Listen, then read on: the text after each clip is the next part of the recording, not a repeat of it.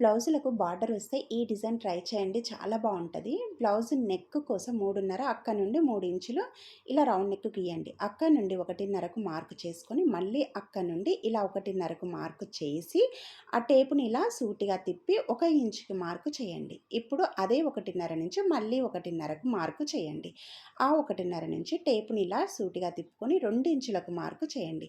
మళ్ళీ టేపును 1.5 నుండి 1.5కు మార్కు చేసుకొని మళ్ళీ అక్కడి నుండి 3 ఇంచులకు మార్కు చేయండి. చేస్తే ఇలా స్టెప్స్ లాగా వస్తాయి అన్నమాట మనకు. ఇప్పుడు దీన్ని ఇలా టెంపుల్ డిజైన్ లాగా గీయండి. బ్లౌజ్ కింది నుండి పైకి 2 ఇంచులకు ఒక మార్కు చేయండి. చేసి ఇప్పుడు ఈ టెంపుల్ డిజైన్కి ఇలా కొద్దిగా కర్వ్ తిప్పుతూ డిజైన్ గీయండి. మనకు మంచి సింపుల్ డిజైన్ అనేది రెడీ అయిపోతుంది. అయితే ఇక్కడ మీరు ఈ బ్లౌజ్ కింది సైడు బార్డర్ ఉంటుంది కదా, బ్లౌజ్ బార్డర్ వేసి సింపుల్గా అయిపోతుంది కూడా. డిజైన్ చేయండి, చాలా బాగుంటుందండి. చాలా యూనిక్ లుక్ కూడా వస్తుంది.